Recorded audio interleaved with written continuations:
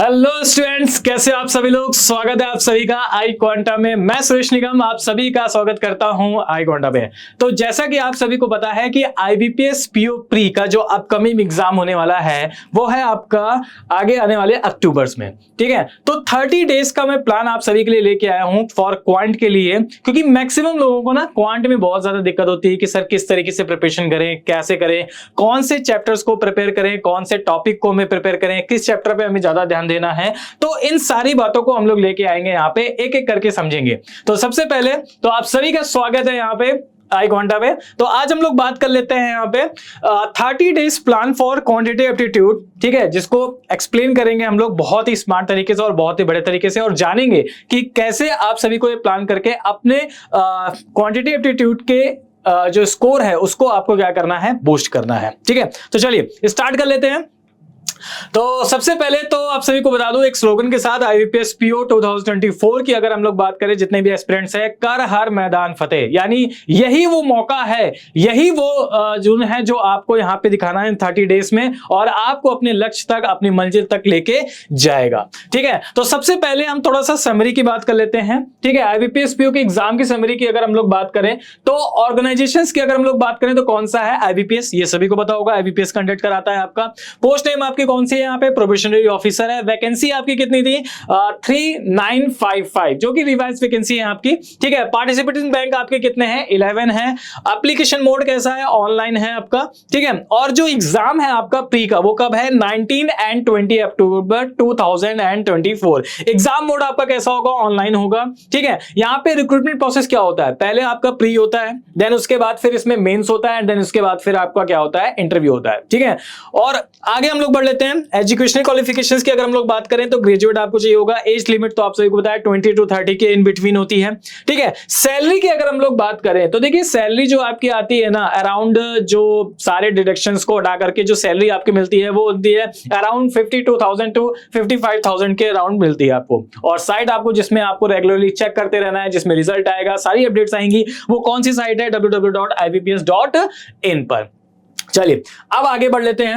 अब आगे सबसे पहले हम लोग बात करते हैं आईबीपीएस प्री 2023 का एग्जाम से। सबसे पहले आगे बढ़ने से पहले हम लोग ये समझते हैं कि जो लास्ट ईयर आपका एग्जाम हुआ था उसके एग्जाम की एनालिसिस क्या थी, उसके बेस पे आप सभी को यहाँ पे आगे बढ़ना है। ठीक है, तो अगर हम लोग यहाँ पे क्वांट की बात कर रहे हैं तो क्वांटिटेटिव एप्टीट्यूड की अगर हम लोग बात करें तो क्वांटिटेटिव एप्टीट्यूड में आप सभी को पता है टोटल जो आपके क्वेश्चंस आते हैं वो कितने आते हैं, 35। ठीक है, 35 क्वेश्चन लेते हैं। गुड अटेम्प्ट जो थे लास्ट ईयर में, जो प्री में गुड अटेम्प्ट थे वो थे कितने आपके 25 to 27, यानी जिसने 25 से 27 के बीच में गुड अटेम्प्ट्स किए थे उसका आपका स्कोर इजीली अच्छे तरीके से था। एंड पेपर का लेवल जो था वो कैसा था, आप देख पा रहे होगे लास्ट ईयर जो आया होगा वो इजी टू मॉडरेट आपका लेवल था, और इस ईयर भी आपका इजी टू मॉडरेट ही लेवल होगा। बहुत ज्यादा टफ लेवल इसमें प्री पे नहीं पूछा जाता है। ठीक है, तो आगे बढ़ने से पहले, ठीक है, अब आगे देखते हैं कि नंबर ऑफ क्वेश्चंस। अगर हम लोग सिर्फ मैथ्स की बात करें, यानी हम लोग सिर्फ क्वांटिटेटिव एप्टीट्यूड की बात करें, तो देखते हैं कि प्री में आपका क्या क्या चीजें यहां पे बनी थी। ठीक है, तो सबसे पहले तो हम बात करते हैं, जब भी यहां पे पीओ के एग्जाम की बात होती है, ध्यान रखिएगा पीओ की। ठीक है, पीओ का चाहे प्री हो चाहे फिर मेंस हो, तो अगर हम लोग पीओ की बात करते हैं, प्रोबेशनरी ऑफिसर एग्जाम की बात करते हैं, तो इसमें जो सबसे ज्यादा पूछा जाता है वो आपका कौन सा होता है, वो आपका होता है कौन सा, आपका डेटा इंटरप्रिटेशन यानी डीआई आपकी सबसे ज्यादा आएगी। ठीक है, तो डीआई के नंबर ऑफ क्वेश्चंस कितने आए थे आपके, 18 क्वेश्चन आए थे। लेवल कैसा था आप देख पा रहे होगे, इजी टू मॉडरेट लेवल था आपका। ठीक है, इजी टू मॉडरेट, यानी डीआई जो होती है ना बहुत ही टफ डीआई नहीं पूछी जाती है। हाँ, अगर आपको सारे चैप्टर्स के बारे में ओवरव्यू पता है तो आप डीआई बहुत अच्छे तरीके से कर सकते हैं। तो डेटा इंटरप्रिटेशन आपके जो क्वेश्चन आए थे वो आए थे कितने आपके, 18 क्वेश्चन आए थे। इसके बाद क्वाड्रेटिक इक्वेशंस की बात करें, क्वाड्रेटिक इक्वेशन जिसको हम लोग बोलते हैं मैथ्स की इनइक्वालिटी। ठीक है, रीजनिंग इनइक्वालिटी की बात नहीं हो रही है, मैथ्स की इनइक्वालिटी की बात हो रही है। तो वो आपके 5 क्वेश्चन बंच के आधार पे आते हैं, वो कैसे थे आपके, इजी थे। अप्रोक्सीमेशन बहुत इंपॉर्टेंट टॉपिक है आपका, अप्रोक्सीमेशन, क्योंकि मैक्सिमम जो लोग गलती करते हैं ना अप्रोक्सीमेशन में ही गलती करते हैं। तो 5 क्वेश्चन आपके अप्रोक्सीमेशन में आए थे, वो भी आपके कैसे थे, इजी लेवल पे थे। अर्थमेटिक वर्ड प्रॉब्लम्स की अगर हम लोग बात करें, अर्थमेटिक के जो चैप्टर्स होते हैं, अभी मैं आपको बताऊंगा आगे कि अर्थमेटिक में आपको कौन कौन से चैप्टर जो है उस पर ध्यान देना लेना है, ठीक है। तो अर्थमेटिक के जो चैप्टर्स की अगर हम लोग बात करें, अर्थमेटिक आपकी कितनी आई थी, 7 क्वेश्चन आए थे, और ये भी आपका कैसा था, इजी टू मॉडरेट था। तो ओवरऑल अगर हम लोग एग्जाम की बात करें लास्ट ईयर के कंपैरिजन में, तो वो कैसा एग्जाम था आपका, ओवरऑल डिफिकल्टी लेवल के हिसाब से इजी टू मॉडरेट लेवल था। इसलिए बहुत ज्यादा पैनिक नहीं होना है, बहुत ज्यादा ओवर थिंकिंग नहीं करना है आपको, ठीक है। आप इजी तरीके से, अच्छे तरीके से इसको अगर अच्छे प्रिपेयर करते हैं, इन 30 डेज प्लान को फॉलो करते हैं, ठीक है, तो आप इजी तरीके से, बहुत अच्छे तरीके से अपने इस क्वांटिटेटिव के स्कोर को बूस्ट कर सकते हैं, ठीक है। चलो आगे बढ़ते हैं। इसके बाद अगर हम लोग बात करें यहाँ पे अर्थमेटिक की, तो देखिए आपको इन्हीं चैप्टर्स को यहाँ पे क्या करना है, प्रिपरेशन करना है। डीआई आपको ध्यान देना है। डीआई में अगर मैं आपको आगे बताऊंगा, डीआई में आपको कौन कौन से चैप्टर प्रिपेयर करने हैं, डीआई के बारे में, क्वाड्रेटिक इक्वेशन, अप्रोक्सीमेशन, अर्थमेटिक के चैप्टर्स की अगर हम लोग बात करें, तो देखिएगा अर्थमेटिक के जो चैप्टर्स होते हैं हमारे पास, ठीक है, उसमें आपको सबसे पहले जो मेनली फोकस है, सबसे पहले आपको क्या करना होता है, सबसे पहले आपको अभी तक आपने सारे चैप्टर को ओवरव्यू कर लिया होगा, ठीक है। तो आपको अब क्या करना है, आपको सबसे पहले परसेंटेज वाले चैप्टर को बहुत अच्छे तरीके से पढ़ना है, क्योंकि अर्थमेटिक का जो बेस होता है वो परसेंटेज से ही स्टार्ट होता है। तो परसेंटेज आपको बहुत अच्छे तरीके से ओवरव्यू करना है, सारे जो भी कॉन्सेप्ट होते हैं, सारी चीजें होती हैं, वो आपको अच्छे तरीके से ध्यान देना। तो परसेंटेज के आपके क्वेश्चन, और ये आपके परसेंटेज के क्वेश्चन जो है वो 1 से 2 क्वेश्चन आपके एग्जाम में पूछे जा सकते हैं। इसके बाद आता है profit and loss. Profit and loss भी आपका 1 से 2 क्वेश्चन बन सकते हैं। जो 7 क्वेश्चन आए हुए थे उसमें आपको बता रहा हूं, ठीक है, बढ़ भी सकते हैं, ऐसा कुछ वो नहीं है कि इसमें लास्ट ईयर 7 आए थे तो अभी 7 ही आएंगे, नहीं, 8 भी हो सकते हैं, 9 भी हो सकते हैं, 10 भी हो सकते हैं, ठीक है ना, क्लियर। इसके बाद अगर हम लोग बात करें तो सिंपल एंड कंपाउंड इंटरेस्ट, ठीक है। हाँ, बहुत लोगों का ये होता है कि सर सिंपल और कंपाउंड इंटरेस्ट हमें बहुत ज्यादा टफ लगता है, तो कोई दिक्कत नहीं है, आप इसको स्किप भी कर सकते हो, ठीक है, ऐसा कुछ वो नहीं है, क्लियर। लेकिन जो स्किप नहीं करना है, जिस पे ज्यादा फोकस करना है, that is a percentage, profit loss. इसके बाद आपका रेशियो, प्रपोर्शन, पार्टनरशिप का एक क्वेश्चन आपका डेफिनेटली आता ही आता है, और पार्टनरशिप चैप्टर जो है वो बहुत इजी चैप्टर है, ठीक है। तो बहुत अच्छी तरीके से इसको आपको क्या करना है, प्रिपेयर करना है। अभी हम आगे प्लान बताएंगे कैसे आपको करना होगा, ठीक है। इसके बाद एज का एक क्वेश्चन आपको डेफिनेटली आता ही है, ये भी इजी चैप्टर है, आप अच्छी तरीके से ग्रैब कर सकते हो। तो देखिए एक क्वेश्चन आपको इधर से मिल गया, एज का एक क्वेश्चन आपको इधर से मिल गया, 2 क्वेश्चन आपको मिल गए, ठीक है। टाइम एंड वर्क और पाइप एंड सिस्टम से आपके 2 से 3 क्वेश्चन बनते हैं। तो अगर हम 2 क्वेश्चंस की बात करें तो 2, 1, 3 और 1, 4 क्वेश्चन आपको इधर से मिल गए, एक क्वेश्चन आपको इधर से मिल गया 5, और एक क्वेश्चन आपको प्रॉफिट लॉस मिल गया 6, ठीक है। इसके बाद अगर हम लोग बात करें यहां पे अगर मिक्सचर और एलिगेशन की, अब बच्चे कहेंगे सर मिक्सचर एलिगेशन तो मुझे बहुत टफ लगता है, तो कोई दिक्कत नहीं है। अगर आपको मिक्सचर एलिगेशन आपको बहुत ज्यादा टफ लगता है, ठीक है, तो आप एक काम कर सकते हो, आप एवरेज का क्वेश्चन एक पिकअप कर सकते हो। तो इस तरीके से आप टोटल 7 क्वेश्चन से आप इसे कर सकते हो। मिक्सचर एलिगेशन को आप स्किप कर सकते हो, बोर्ड एंड स्ट्रीम को स्किप कर सकते हो, ठीक है। तो ये जो मेनली जो चैप्टर है अर्थमेटिक पे, इस पे आपको ज्यादा से ज्यादा फोकस करना है। यानी कौन कौन से हो गए, परसेंटेज हो गया, प्रॉफिट लॉस हो गए, simple, compound, ratio, average, time and work and आपका एवरेज, क्लियर है, ठीक है। चलो अब हम लोग स्ट्रेटजी जान लेते हैं कि 30 डेज प्लान की स्ट्रेटजी क्या होनी चाहिए, ठीक है।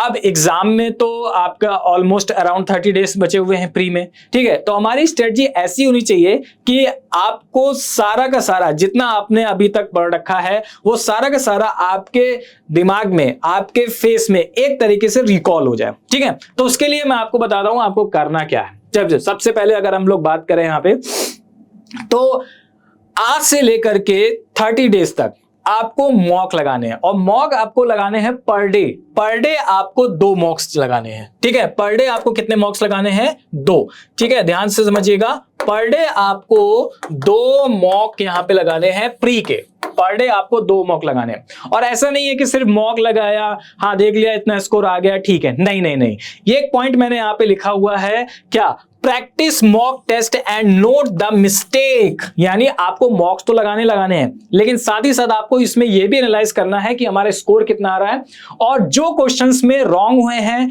ठीक है, वो क्वेश्चन क्यों रॉन्ग हुए हैं, क्या उनमें हमें कॉन्सेप्ट नहीं पता था, या फिर उनमें हमने बहुत ज्यादा जल्दबाजी कर दी, बहुत ज्यादा जल्दी में लगा दी तो हमारी कैलकुलेशन मिस्टेक हो गई, तो उस पे हमें ध्यान देना है। तो मॉक का एक तरीके से आपको एनालाइजेशन जो है, एनालाइज जो है वो आपको करना ही करना है, ठीक है। तो ये आपको पर डे 1 से लेकर 30 डेज तक आपको पर डे और 2 मॉक आपको लगाने ही लगाने हैं। तो इस तरीके से आप 60 मॉक लगा दोगे तो कोई भी ऐसी दिक्कत नहीं हो जाएगी, ठीक है, क्लियर? तो सबसे पहला पॉइंट तो आपका ये हो गया। इसके बाद अगर हम लोग आगे बात करें तो आपको हर डे, जैसे 30 डेज है तो 30 डेज में आपको क्या करना है, आप ध्यान समझिएगा। अर्थमेटिक के एक एक आपको टॉपिक को उठाना है। जैसे अभी मैंने लास्ट में बताया था, परसेंटेज हो गया, प्रॉफिट लॉस हो गया, सिंपल हो गया, कंपाउंड हो गया, ठीक है ना। तो आपको क्या करना है यहाँ पे, ठीक है, आपको करना क्या है, आपको ये करना है कि हर एक टॉपिक आपको पिकअप करना है। लेट सपोज आपने पहले दिन परसेंटेज टॉपिक उठाया, परसेंटेज का एक तरीके से आपने ओवरव्यू लिया, क्या कॉन्सेप्ट होता है, क्या चीजें होती हैं, और उसके जितने टाइप के क्वेश्चंस बनते हैं उनके हर एक क्वेश्चंस को आपको रिवाइज करना है, ठीक है। तो इस तरीके से आप क्या करोगे यहां पे कि 30 डेज के अंदर ही अंदर आप लगभग सारे चैप्टर्स को, सारे टॉपिक को आप अच्छी तरीके से रिवाइज कर पाओगे और ये आपके दिमाग में, आपके फेस में एक तरीके से रिकॉल हो जाएगा। क्लियर है? इसके बाद आगे बढ़ते हैं, analyse of the syllabus and pattern of the IBPS PO, ठीक है। पैटर्न को आपको एनालाइज करना है। जैसे अभी मैंने लास्ट में बताया कि किस टाइप से क्वेश्चंस आपके पूछे जाते हैं क्वाड्रेटिक क्वेश्चंस में, जिसमें उसको आपको समझना होगा। एक आपका टाइम टेबल जरूर होना चाहिए, ठीक है। आप सुबह अगर 7 बजे उठ रहे हैं तो 7 से 8 आपको मॉक लगाना है, या 8 से 9 आपको मॉक लगाना है। इसके बाद आपको एक चैप्टर को, एक टॉपिक को आपको अच्छे तरीके से रिवाइज करना है, उसके कुछ क्वेश्चंस लगाने। तो इस तरीके से आपका एक परफेक्टली क्रिएटेड टाइम टेबल होना चाहिए, क्योंकि और भी सब्जेक्ट को आपको देखना है। तो इसलिए मैं आपको बता रहा हूं, आपको पर डे 2 से 3 यानी 2 से 3 घंटे आपको मैथ्स को देने ही देने हैं। क्लियर है? ओके इसके बाद अगर हम लोग बात करें आपको, ठीक है, तो सबसे पहले आपको अपनी स्ट्रेंथ जाननी है, ठीक है। Identified that your strength and focus on mastering of the topic first. सबसे पहले आपको क्या करना है, आपकी स्ट्रेंथ किसमें है। जैसे बहुत सारे लोगों की DI बहुत अच्छी होती है, बहुत सारे लोगों की क्वाड्रेटिक क्वेश्चन बहुत अच्छी होती है, बहुत सारे लोगों के अर्थमेटिक के टॉपिक की अगर हम लोग बात करें तो बहुत ज्यादा अच्छे होते हैं। तो आपको अपनी स्ट्रेंथ समझना है कि आप किस टॉपिक में सबसे ज्यादा फिट बैठते हैं। बहुत लोगों का प्रॉफिट एंड लॉस बहुत अच्छा होता है, DI बहुत अच्छी होती है, तो उनको आपको सबसे पहले अपनी स्ट्रेंथ जाननी है और फोकस उसी पे आपको करना है, और एग्जाम में भी आपको सबसे पहले उन्हीं पे ही फोकस करना होगा। क्लियर है? इसके बाद मॉक टेस्ट के बारे में मैंने आपको बता दिया आपको क्या करना है, ठीक है। और एक चीज जो आपको नहीं करनी है वो क्या है, देखिए, do not pickup new topic for preparation. अगर आपने कोई भी टॉपिक नहीं पढ़ रखा है, सपोज आपने बोट एंड स्टीम अभी तक नहीं पढ़ रखा है, ठीक है, तो आपको बोट एंड स्टीम का कोई भी टॉपिक नहीं उठाना है, यानी कोई भी नया टॉपिक जो आपने नहीं अभी तक पढ़ रखा है उसको नहीं पिकअप करना है, ना ही उसकी प्रिपरेशन करनी है, उसको छोड़ दो आप, ठीक है। क्लियर? इसके बाद सबसे इंपॉर्टेंट बात आपकी क्या है कि प्रीवियस ईयर क्वेश्चंस पेपर आपको लगाने हैं, और ये प्रीवियस ईयर आपको कब से लगाने हैं, लास्ट 5 ईयर्स, लास्ट 5 ईयर्स के जितने भी प्री में क्वेश्चन आए हुए थे वो सब आपको लगाने हैं। और ये ऐसा नहीं है कि सिर्फ आपको IBPS में लगाना है, नहीं, IBPS PO का हो, चाहे IBPS क्लर्क का हो, चाहे RRB PO का, RRB क्लर्क का हो, जितना भी हो, ठीक है। लास्ट 5 ईयर्स के आपको प्रीवियस ईयर के पेपर्स आपको जरूर से जरूर लगाने हैं, ठीक है ना। तो 30 डेज प्लान में आपको करना क्या क्या है, सबसे पहला मैंने आपको बता दिया कि आपको 1 to 30 डेली आपको क्या करना है, 2 मॉक यहाँ पे आपको लगाने हैं। इसके बाद आपको हर एक दिन, ठीक है, जैसे आज है, आज के दिन आपने परसेंटेज टॉपिक, सपोज करिए परसेंटेज टॉपिक उठाया, उसका आपने कॉन्सेप्ट देखा, ठीक है, कॉन्सेप्ट क्या था, उसके जितने भी टाइप के क्वेश्चंस बनते हैं उतने टाइप के क्वेश्चन आपने एक बार रिवाइज करे, देन उसके बाद फिर आपने फिर मॉक दिया। क्लियर? और मॉक का एनालिसिस भी आपको करना है।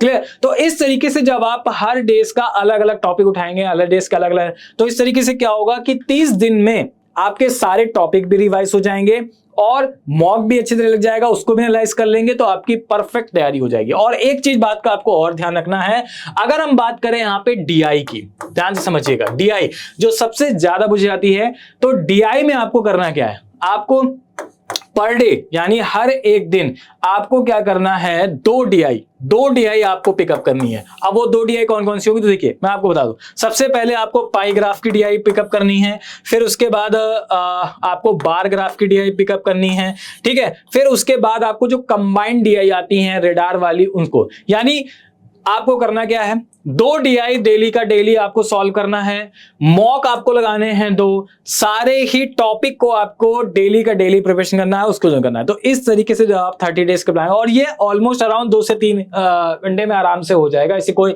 भी दिक्कत नहीं होने वाली है, ठीक है, क्योंकि आपको सिर्फ समय मिलता है कितना, 20 मिनट। 20 मिनट में आपको कितने क्वेश्चन करने होते हैं, 35। और एक चीज और ध्यान रखना कि 20 मिनट में आपको 35 क्वेश्चन करने को बोलेगा, लेकिन 35 पूरे के पूरे सॉल्व नहीं करने। आप सभी देख पा रहे हो कि लास्ट ईयर कितना गोटे टाइम था, ठीक है। तो इतना आपको प्रिपरेशन करनी है कि आपको 20 मिनट में 20 मिनट में, यानी 25 प्लस करके आना ही आना है। और वो कैसे होगा, आपने अगर 2 DI पिकअप कर ली, 5 की 2 DI आ गई आपके, 10 नंबर उधर हो गए, अप्रोक्सीमेशन हो गया आपका 5 नंबर का, ठीक है, ये आपका हो गया 10, 5, 15 नंबर हो गया। किसके बाद आपने इनइक्वालिटीज उठा ली, वो आपका हो गया 5 नंबर का, 15 और 5 कितना हो गया 20। और भाई अर्थमेटिक के जो टॉपिक आएंगे उनमें भी आप 2 से 3, 4 क्वेश्चन आराम से कर सकते हो। तो इस तरीके से आप एक अच्छे लेवल के स्कोर पे आप पहुंच सकते हो। 20 मिनट में आपको 25 तो मिनिमम करने ही करने हैं, ये प्रिपरेशन आपकी स्टार्ट होनी चाहिए। तो ये आपका था 30 डेज का प्लान जो आपको यहां पे करना ही करना है। डेली का डेली आपको ये फोकस इसमें करना ही करना है, क्योंकि और भी सब्जेक्ट है, आपको इंग्लिश भी तैयार करनी है, आपको रीजनिंग तैयार करनी है। तो डेली का डेली आपको 3 से 4 घंटे आपको यहां पे देने ही देने हैं। और इस तरीके से अगर आप प्लान करोगे ना, डेफिनेटली मैं आपको बता रहा हूं, डेफिनेटली आप क्वांट में बहुत अच्छा स्कोर यहां पे बहुत बड़े तरीके से स्कोर कर पाओगे। और एक चीज मैं आपको और बता देता हूं, ये सब आपका तभी काम करेगा, एक चीज ध्यान रखना, ये सब आपका तभी काम करेगा जब आपकी स्पीड और एक्यूरेसी अच्छी होगी, ठीक है। तो आपको कैलकुलेशन पे भी ध्यान देना है, स्पीड पे भी ध्यान देना है और एक्यूरेसी पे भी ध्यान देना है। ऐसा नहीं है कि स्पीड के चक्कर में आप एक्यूरेसी गलत करके आए, क्वेश्चन गलत करके आए, क्वेश्चन कोई भी आपको रॉन्ग नहीं करने हैं, नहीं आ रहा है छोड़ दो, ठीक है। तो स्पीड आपको रखनी होगी, कैलकुलेशन पे ज्यादा फोकस करना होगा, ठीक है। मल्टीप्लाई का ऑपरेशंस क्या होता है, स्क्वायर कैसे निकालते हैं, ठीक है, अप्रोक्सीमेशन में जो अप्रोक्स वाले आते हैं उनको कैसे हमें मैच करना होता है। तो ये सारा का सारा चीजें आपको ध्यान रखना होगा। क्लियर है।